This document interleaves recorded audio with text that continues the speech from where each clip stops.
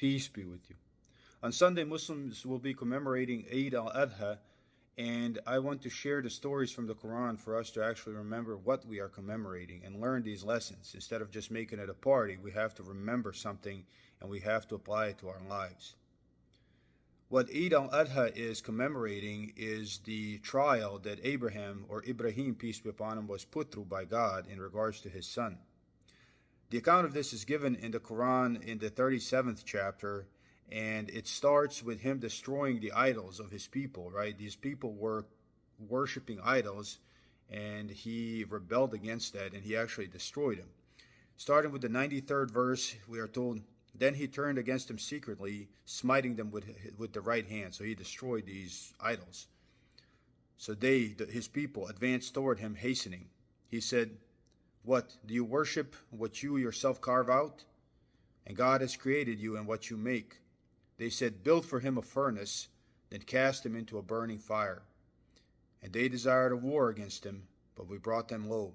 And he said, surely I run away to my Lord, he will guide me. My Lord, grant me of the doers of good deeds. So here in this account, we have an example of what he did, but this in the 100th verse, we are given a prayer that he prayed for. He prayed for a child. Even early on in his life, we can see that Abraham prayed for a child.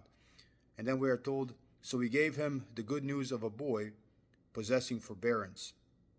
And when he attained to working with him, so when his son grew up, he said, O my son, surely I have seen in a dream that I should sacrifice you. Consider then what you see.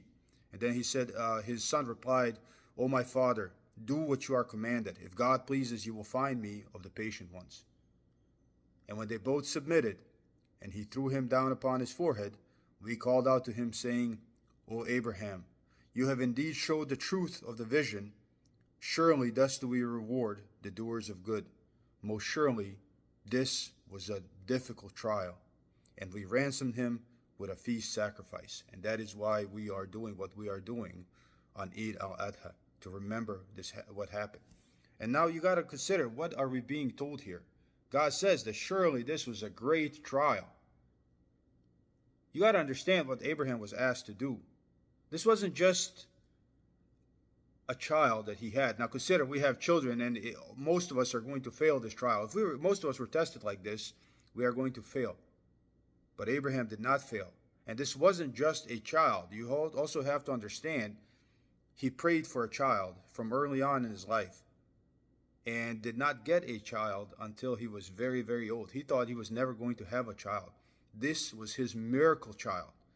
In the 15th chapter of the Quran, verse 51, starting with verse 51, we are told, and informed them of guests of Abraham. When they entered upon him, they said, peace. He said, surely we are afraid of you. So he met some strangers, and he was worried who they were. They said, do not be afraid. Surely we give you the good news of a boy possessing knowledge. He said, do you give me good news when old age has come upon me? Of what then do you give me good news? They said, we give you good news with truth. Therefore do not be of the despairing. And he said, and who despairs of the mercy of his Lord, but the erring ones? So basically he answers, I'm not despairing, but he basically did not believe them. And he got his miracle child, right? And now this miracle child grew up with him. This is everything he wanted. And then God says, I want you to give me back what I gave you, essentially. Sacrifice your child. And he obviously talks to his child about this. He doesn't really want to do this, but he understands that God is greatest. You know, when we say that word, Allahu Akbar, God is greatest. So he goes on with his test to pass his test. And this is Abraham. This is what we are remembering. And God has mercy on him when he passes the test, when God sees that he will submit. God has mercy on him and lets him keep his miracle child. Abraham was willing to give up everything that he wanted, so he can submit to God.